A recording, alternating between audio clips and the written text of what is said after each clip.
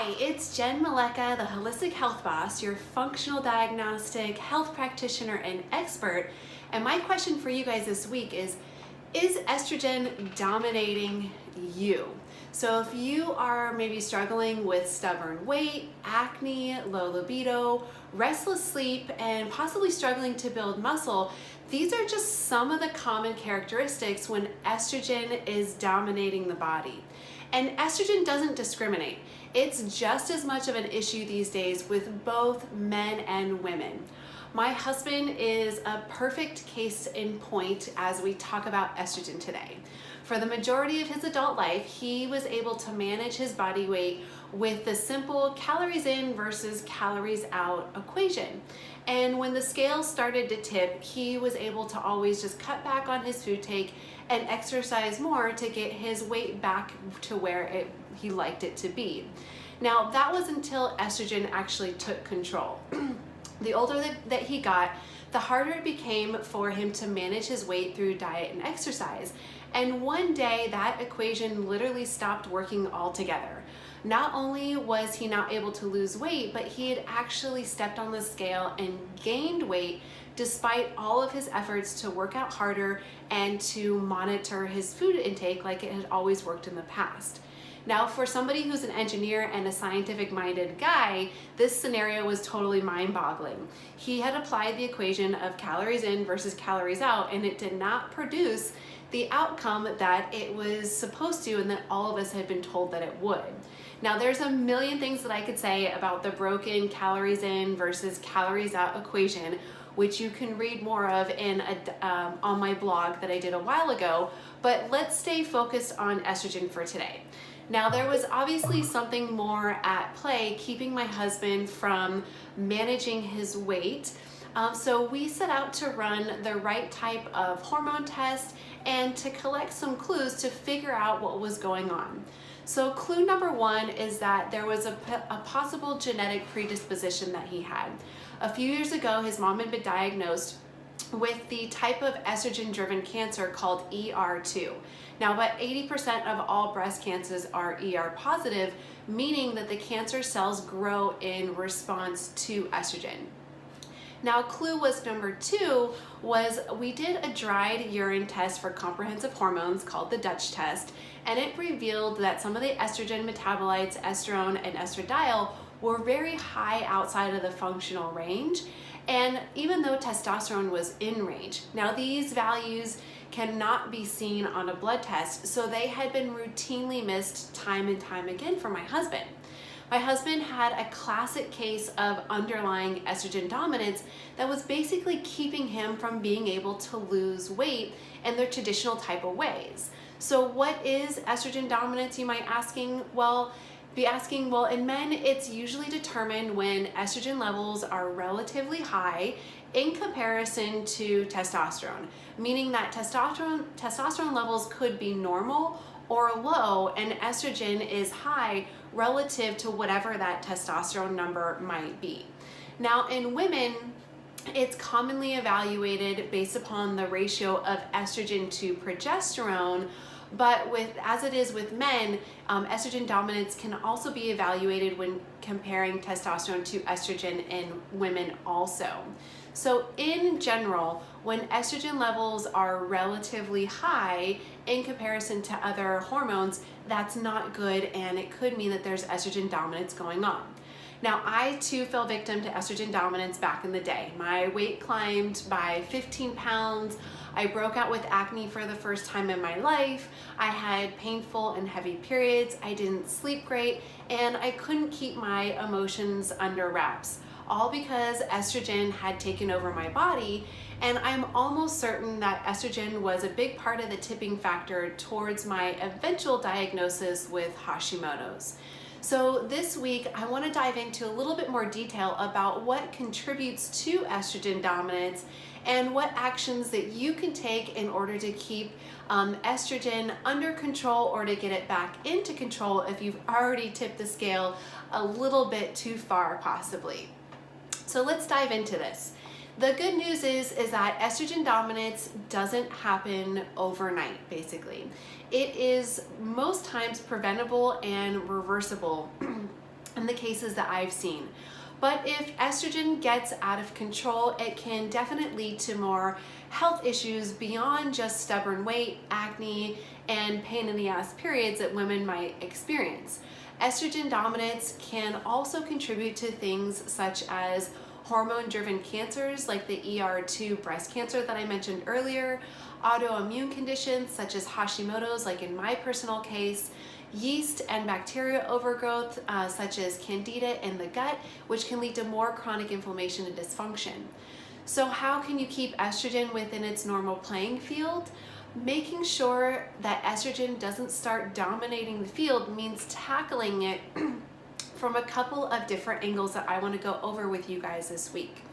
So angle number one is to sort out your estrogen sources. One of the biggest reasons why estrogen is on the rise is due to a classification of toxins known as xenoestrogens. Now these toxins have the ability to mimic estrogen in the body or block hormone receptor sites, resulting in elevated estrogen levels that are circulating around. Now, some of the common sources of estrogen promoting toxins can be found in things like plastic, food and water, other types of containers, lotions, shampoos, conditioners, deodorant, or other personal care products, metal substances such as cadmium, lead, and mercury. So what you want to do is basically aim to swap out your plastic containers for glass or stainless steel, and also use the Environmental Working Group's Skin Deep database to find non-toxic personal care products to stay away from these toxins. Other estrogen elevating sources can also include things like non-organic foods that contain pesticides or added hormones, tap water, even if it's deemed safe because it can be contaminated with pesticides and toxins from runoff, intestinal parasites, bacteria, and yeast that elevate toxic enzymes and trap estrogen in the body, and excess body fat, which absorbs, stores, and synthesizes estrogen, or synthetic hormones found in hormone replacement therapies and birth control, and from water damaged buildings with mold growth, which is what I had, or unrelenting mental emotional stress can all drive up estrogen values. So some actions that you can take here to tackle these sources is by eating organic, drinking and cooking with only filtered water, properly addressing water leaks in your home and taking care of mold, and also doing things daily like de-stressing or meditating to alleviate that mental emotional stress. To sort out the synthetic hormones or intestinal pathogens or parasites issues, you definitely want to seek out a functional health practitioner like myself who can properly test and evaluate and give you some strategies for what to do around that. Now, angle number two is that you have to love your liver. The reality is that we can't control our exposure to estrogen driving toxins 100% of the time, but our liver plays a major role in helping us get rid of these excess estrogens and toxins that are circulating in your body, which is something that you can get behind. By supporting liver function, you can basically kill two birds with one stone.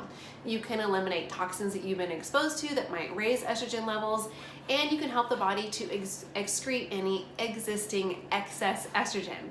So to support your liver, you can do a couple of things. You can take a daily liver support supplement that includes nutrients such as milk thistle.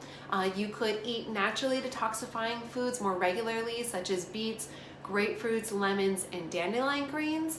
Or you can occasionally participate in activities that boost liver function like castor oil packs, dry body brushing, or sitting in an infrared sauna. If you can do all of what I've mentioned there, you just give more power to your liver on a regular basis. Now, angle number three is to eat and drink an anti-estrogenic diet. This is a great and easy way that you can incorporate reducing estrogen on a regular basis. There are certain foods known as anti-estrogenic foods, such as cruciferous vegetables, that you can consume more of, and of course drinking clean water. Now, some of the best estrogen regulating foods to consume include things like broccoli, cauliflower, kale, my favorite, Brussels sprouts, arugula, cabbage, bok choy, collard greens, and radishes. These are all fall into that cruciferous vegetable category. So by taking action in these 3 angles, estrogen can then be neutralized and play nicely with the rest of the hormones in your body. However, in some cases, even if you've been adamantly working towards lowering your estrogen levels, there still might be something stopping you from getting where you want to be and getting the results that you want.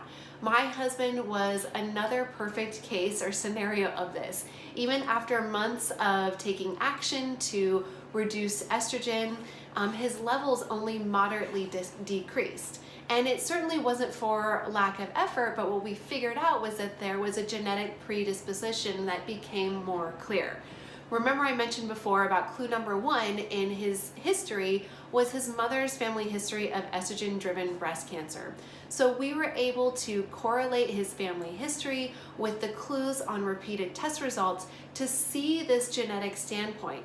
His body actually needed more support than most people do in order to keep estrogen under control. Now, today I am happy to report that with the proper diet and lifestyle choices, my husband has lost over 30 pounds and he easily maintains his weight while taking more days off from exercising than ever before. And he is proactively preventing a future battle with estrogen-driven cancer, and his estrogen is back under control. So if you suspect estrogen might be dominating you and you want to get your hands on the right type of lab tests and resources to figure this out and get it under control, then I want to invite you to schedule a complimentary Ideal Health and Weight Discovery session with me by clicking on the link below or going back to this email where you found this video. Remember that there are way more pieces to the puzzle than diet and exercise when it comes to weight loss or improving your overall health. So I'm here to support you in getting your hands on the right lab tests and resources to find the missing pieces to your health puzzle so that you can get back to feeling like yourself for the very first time or again. Awesome, you guys. I hope you found this helpful. I will see you next week on the blog.